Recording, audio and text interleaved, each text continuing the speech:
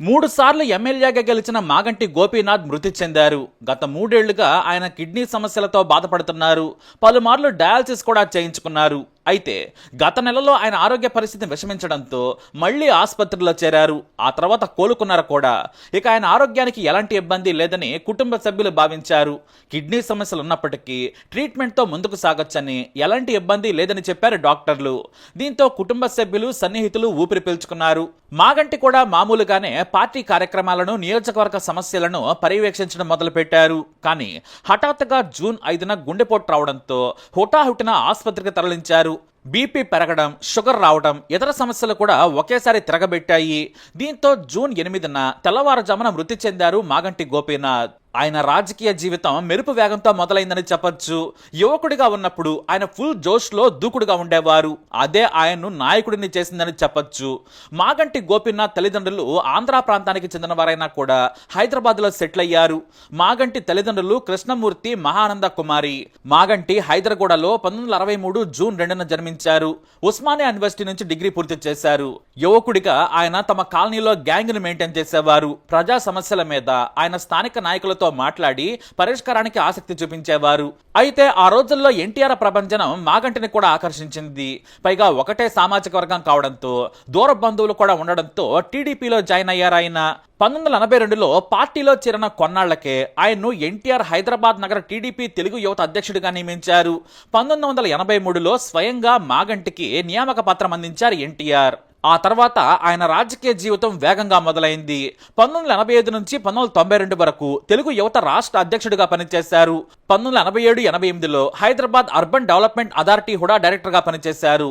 ఆ తర్వాత వినియోగదారుల ఫోరం అధ్యక్షుడిగా కూడా, హైదరాబాద్ జిల్లా టీడీపీ ప్రెసిడెంట్ గా కూడా తన సత్తా నిరూపించుకున్నారు.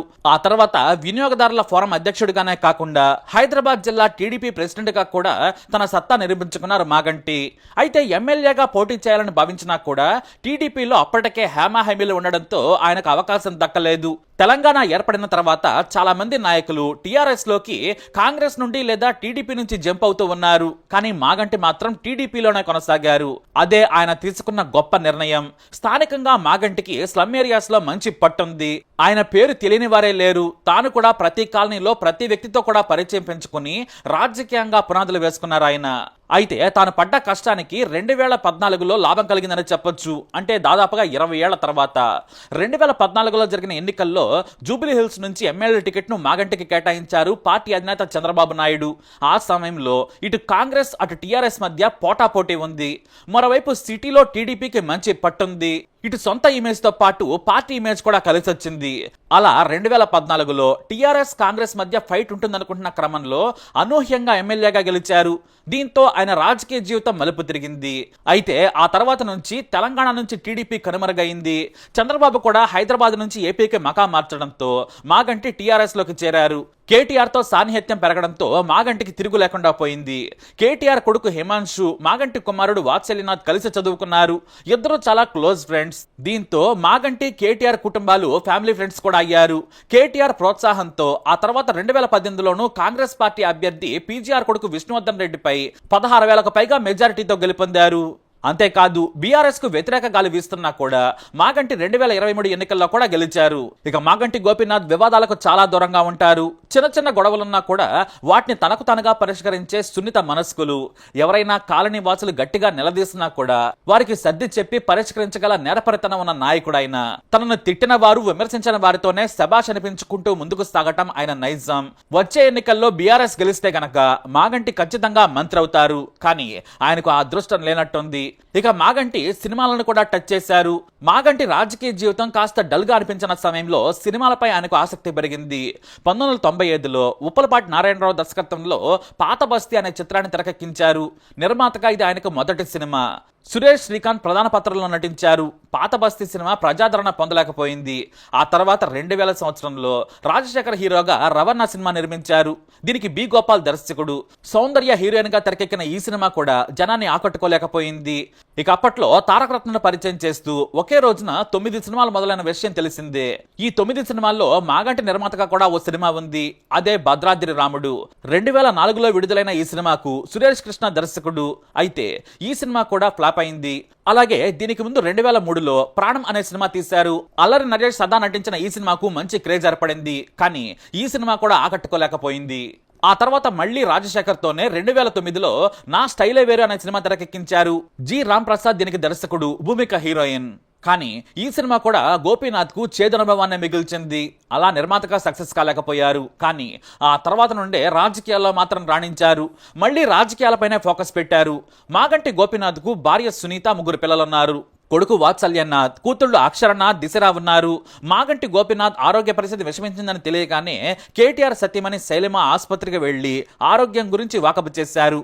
గోపీనాథ్ సతీమణి సునీత ఆమెకు మంచి స్నేహితురాలు. కేటీఆర్ అమెరికాలో ఉండడంతో మాగంటి కుటుంబానికి అన్ని విధాలా కావాల్సిన ఏర్పాట్లను ఆమె దగ్గరుండి చూశారు. డాక్టర్లతో కూడా మాట్లాడారు. ఇటు అమెరికా నుంచి రాగానే కేటీఆర్ కూడా హుటాహుట్న ఆసుపత్రికి వెళ్లారు. కేటీఆర్ వెంట కొడుకు హిమాంశు కూడా వెళ్లి తన స్నేహితుడు వాత్సల్యనాథ్ కు ధైర్యం చెప్పాడు. రాజకీయంగా ఆయనకు మంచి జీవితం మొదలవుతుందని అంతా భావిస్తూ ఉండగానే కేవలం 62 ఏళ్లకే మరణించారు గోపీనాథ్. మాగంటి మరణంతో కేసీఆర్ తీవ్ర భావోద్వేగానికి గురయ్యారు. కంటతడి కూడా పెట్టారు. గోపీనాథ్ కుటుంబ సభ్యులను ఓదార్చిన కేసీఆర్ తన ప్రగాఢ సానుభూతిని తెలియజేశారు. ఇక ఆయన మరణంతో జూబిలీహిల్స్ అసెంబ్లీ స్థానం ఖాళీ అయింది. మరో 4 నెలల్లోనే ఉప ఎన్నిక కూడా రానుంది. బహుశా మాగంటి గోపీనాథ్ సతీమణి లేదా కొడుకును బీఆర్ఎస్ పార్టీ బరిలోకి దించే అవకాశాలున్నాయి. జూబిలీహిల్స్ మహాప్రస్థానంలో గోపీనాథ్ అంత్యక్రియలు నిర్వహించారు. ప్రభుత్వ అధికారిక లాంఛనాల నడుమ మాగంటి గోపీనాథ్ అంత్యక్రియలు పూర్తయ్యాయి. మాగంటి గోపీనాథ్ అంతిమ సంస్కారాలకు బీఆర్ఎస్ నేతలు సహా అందరూ హాజరయ్యారు. మరి ఆయన ఆత్మకు శాంతి కలగాలని కోరుకుందాం. ఈ వీడియో అప్డేట్స్ కోసం మా ఛానల్ ఫాలో అవ్వండి. అలాగే తప్పకుండా సబ్స్క్రైబ్ చేసుకోండి. హైదరాబాద్ జిల్లా బీఆర్ఎస్ పార్టీ అధ్యక్షులు, సీనియర్ శాసనసభ్యులు, జూబ్లీహిల్స్ నియోజకవర్గం నుండి వరుసగా 3 సార్లు శాసనసభ్యుడిగా గెలుపొందడమే కాకుండా హైదరాబాద్ నగర అభివృద్ధిలో ఒక ప్రముఖ పాత్ర పోషించిన మృదు స్వభావి మా సోదరుడు శ్రీ మాగంటి గోపీనాథ్ గారు గత కొద్ది కాలంగా అస్వస్థతగా ఉన్న విషయం మీ అందరికీ కూడా తెలిసిందే. ఇవాళ ఉదయం వారు హాస్పిటల్లో మరి మృతి చెందిన విషయం కూడా మాకు ఉదయమే డాక్టర్ల ద్వారా తెలిసింది. నిజంగా ఇది బీఆర్ఎస్ పార్టీకి, అదేవిధంగా హైదరాబాద్ నగరంలో అభివృద్ధిని, అదేవిధంగా హైదరాబాద్ నగరంలో ఇక్కడ ఉన్న అందరితో కలివిడిగా ఉండే ఒక నాయకుడిని కోల్పోవడం అనేది అందరికీ కూడా తీవ్రమైన ఆవేదనని, తీవ్రమైన బాధని కలిగిస్తున్న సందర్భం. మీడియాని, అదేవిధంగా మిగతా మా కార్యకర్తల్ని కూడా కోరేది, ఈరోజు వాళ్ళ గోపీనాథ్ గారి కుటుంబ సభ్యుల ఆలోచన మేరకు ఈరోజే అంత్యక్రియలు, అంతిమ సంస్కారాలు, మొత్తం ఏర్పాట్లన్నీ కూడా చేయాలని చెప్పి వాళ్ళ కుటుంబ సభ్యుల కోరిక మేరకు మరి ముందుకు పోతున్నాము. మధ్యాహ్నం 4:30 నుంచి రాహుకాలం వస్తుందని చెప్తున్నారు. కాబట్టి ఆ రాహుకాలం కంటే ముందే అంతిమ కార్యక్రమాలన్నీ కూడా ఏర్పాటు చేయాలని చెప్పి కుటుంబ సభ్యుల కోరిక మేరకి జూబ్లీహిల్స్లోని మహాప్రస్థానంలో మధ్యాహ్నం 3 నుంచి 4 గంటల మధ్యన ఈ కార్యక్రమం పూర్తవుతుంది. ఎవరైనా కార్యకర్తలు కానీ, నాయకులు కానీ, మిగతా వారి అభిమానులు కానీ చివరిసారి వారికి నివాళులు అర్పించాలి అంటే వారు ఇక్కడ వారి కుటుంబ సభ్యుల్ని కలవడానికి, అదేవిధంగా వారికి నివాళులు అర్పించడానికి ఇక్కడ వారి స్వగృహం దగ్గర ఏర్పాట్లు చేయడం జరుగుతూ ఉంది. తర్వాత ఇక్కడ నుంచి ఊరేగింపుగా బయలుదేరి స్ట్రైట్గా మహాప్రస్థానానికి వెళ్ళి 4 గంటల లోపల రావుకాలం రాకముందే కార్యక్రమాలు చేయాలని వారి కుటుంబ సభ్యులు ఏదైతే నిర్ణయం తీసుకున్నారో దానికి అనుగుణంగా ముందుకు పోతాం. మా పార్టీ నాయకులు, కార్యకర్తలు అందరూ కూడా సహకరించాలని, మీడియా కూడా సహకరించాలని